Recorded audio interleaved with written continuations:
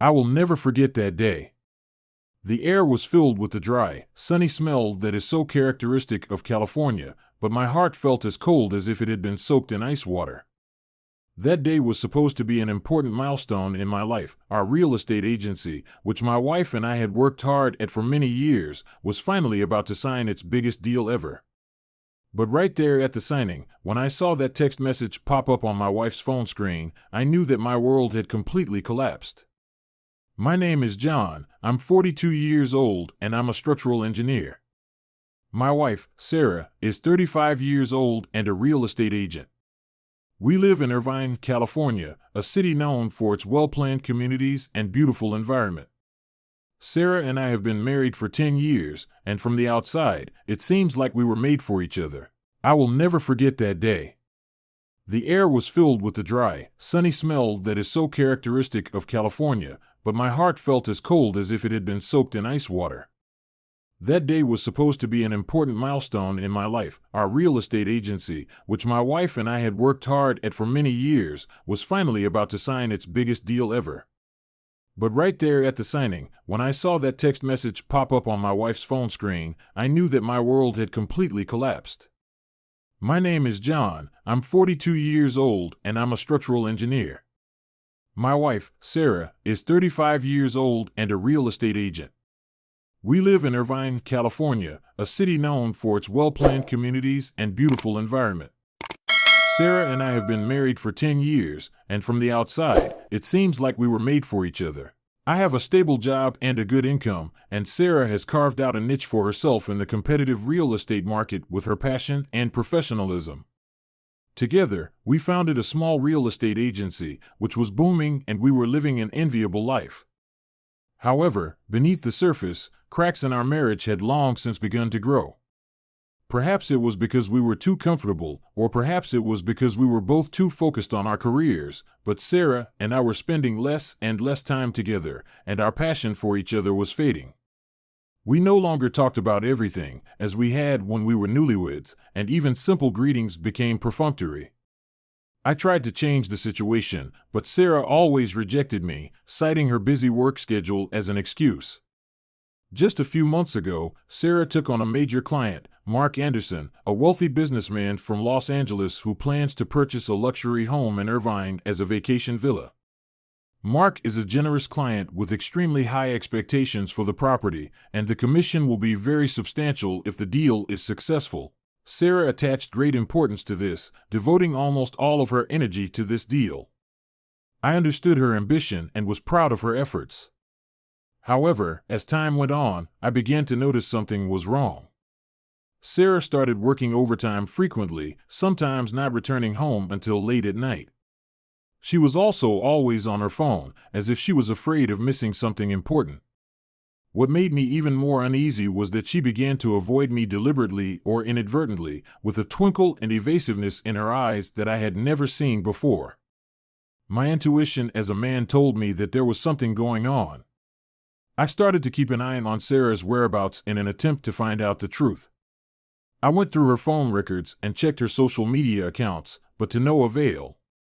Sarah's ability to avoid detection seemed to be much higher than I had imagined. Until that day, the night before the signing, I accidentally saw Sarah's phone screen light up on the table. A text message popped up, with the sender's name Mark. The text was only a few words long, but it was like a sharp knife, stabbing my heart. "I can't wait to see you again tomorrow, Sarah." My mind went blank, and an indescribable feeling of anger and humiliation welled up in me. I picked up Sarah's phone with trembling hands and opened the text conversation. For the next few minutes, I felt as if I were in an ice cellar, with each line of text like a cold blade, ruthlessly cutting away at my dignity and trust. The text messages showed that Sarah and Mark had been engaged in a flirtatious and sexually explicit exchange. They confided in each other, shared secrets, and their words revealed an intimacy and desire that went far beyond a normal client relationship. I even saw a few selfies of Sarah taken in the hotel room, with the Seascape Hotel that Mark had mentioned during the viewing in the background. I felt dizzy and almost couldn't stand. I always thought that Sarah and I were just having some minor problems in our marriage, and that if we were willing to communicate and work hard, everything would be fine. But I never imagined that Sarah would betray me, and in such an unbearable way. A complex mix of emotions, anger, pain, disappointment, and resentment, almost overwhelmed me. I clutched Sarah's phone so tightly that my knuckles turned white. I wanted to storm into the bedroom and confront Sarah, to demand an explanation. But I held back. I knew that now was not the time. I would make Sarah pay a painful price at the most unexpected moment. The next day, I suppressed my anger and pretended that nothing had happened. I got up as usual, washed, had breakfast, and drove Sarah to work. In the car, Sarah didn't seem to notice anything unusual about me. She was full of excitement and anticipation as she discussed the day's signing with me. Looking at her delicate face, I felt a wave of nausea. This woman who claims to love me has actually done such despicable things behind my back. I really wanted to expose her for what she really is, but I knew that would only let her get away with it too easily. I wanted to make her lose face and reputation in full view of everyone. The signing took place in our company meeting room. When I arrived, Mark and his lawyer were already there. Sarah greeted them warmly, with a professional and charming smile on her face. I noticed that she had specially applied delicate makeup and worn a sexy professional suit today, making her look exceptionally radiant. I watched all this with a sneer on my face. "Go ahead, Sarah, put on a good show, and wait until later. I'll show you what happens when you betray me." The signing ceremony officially began. Sarah expertly guided both parties through the signing of the documents, and everything went very smoothly.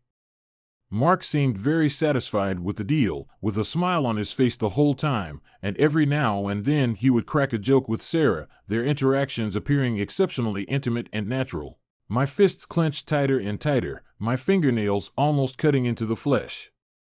I felt my breathing become rapid, and my temples throb.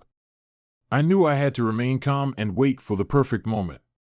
Finally, when all the documents had been signed and both parties were ready to shake hands and celebrate the successful conclusion of the deal, I suddenly spoke up. "Sarah, wait a minute, I have something to announce." My voice was not loud, but it was enough to silence everyone present. Sarah turned her head and looked at me with confusion and a hint of displeasure on her face. "John, is there something you want? Can't you see that we are?" I interrupted her, my tone cold and firm. "Yes, I have something very important to announce. This concerns the reputation of our company and the future of our marriage." My words left everyone there baffled, and the atmosphere instantly became tense. Mark and his lawyer looked at each other, wondering what had happened. Sarah's face also turned a little pale, and a flash of panic crossed her eyes. I took Sarah's phone out of my pocket, unlocked the screen, and then turned the phone screen towards Sarah, calmly saying, "Sarah, you'd better explain to everyone what this is."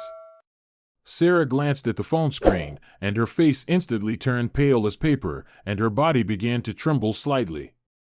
She opened her mouth, trying to say something, but found that she couldn't make any sound. Mark leaned over curiously and glanced at the screen of the phone. When he saw what was on the screen, the smile on his face instantly froze, replaced by shock and embarrassment. The screen of the phone displayed the text messages between Sarah and Mark. The explicit flirting and indecent photos looked particularly harsh and ironic under the bright meeting room lights. There was silence in the meeting room, as if time had come to a standstill. Mark coughed awkwardly, trying to explain something, but found that he had no defense at all. His lawyer looked at him with a serious face, with a hint of reproach and dissatisfaction in his eyes. Sarah finally broke down.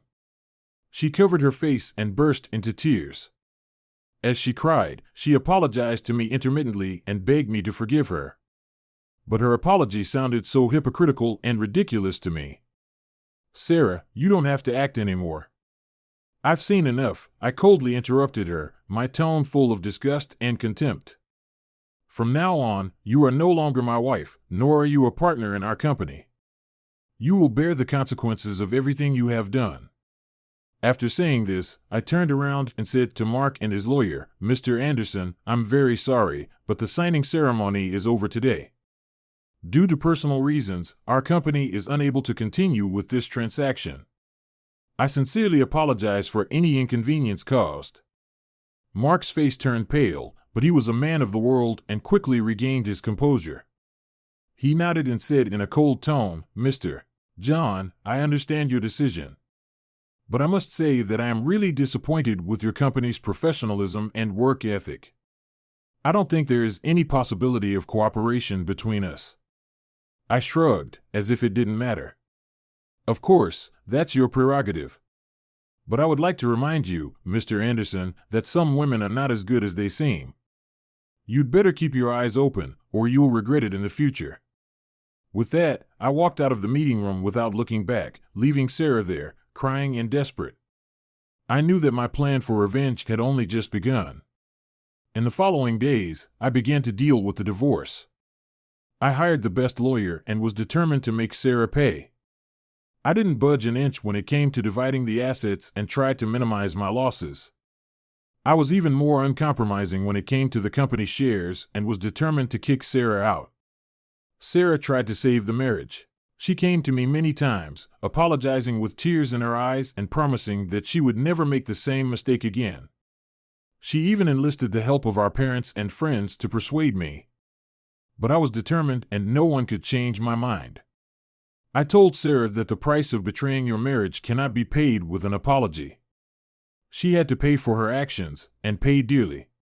The divorce proceedings lasted several months and were full of arguments and accusations.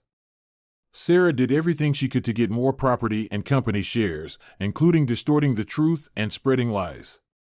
She even accused me in court of being cold-hearted and unable to understand her plight.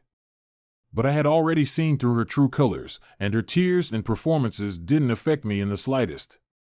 I just looked at her coldly as she struggled with her despair and pain.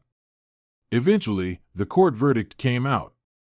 I obtained the majority of the joint property, and Sarah only got a small portion. She was also ordered to pay off all debts and lost all her shares in the company. Sarah completely collapsed. She lost her marriage, her career, and her dignity.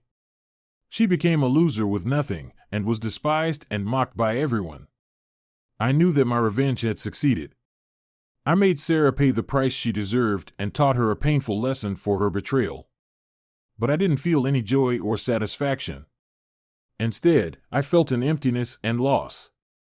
This failed marriage is like a huge stone weighing heavily on my heart, making it hard for me to breathe. I began to reflect on the marriage and on my relationship with Sarah. Perhaps there were problems with our marriage from the very beginning. We were both too focused on our careers to pay attention to each other's feelings and needs. We communicated less and less, and the gap between us grew deeper and deeper, ultimately leading to this tragedy. Perhaps Sarah's infidelity was unforgivable, but I should also bear some of the responsibility. If I had spent more time with her and cared more about her feelings, perhaps none of this would have happened. But it was too late. Sarah and I were irreparably broken up.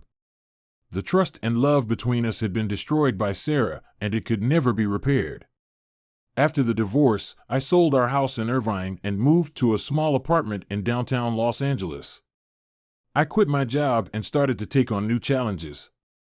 I took photography classes, participated in art exhibitions, tried my hand at writing, and tried to move on from the past.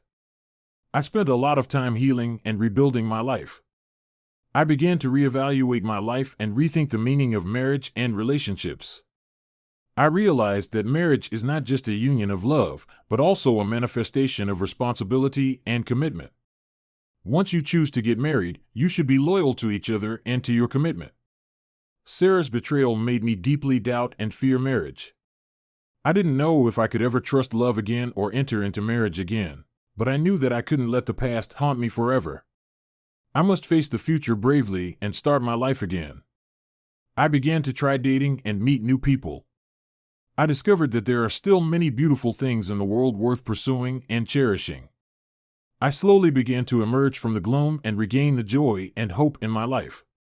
Although Sarah's infidelity brought me great pain and hurt, it also made me grow a lot, making me more mature and stronger.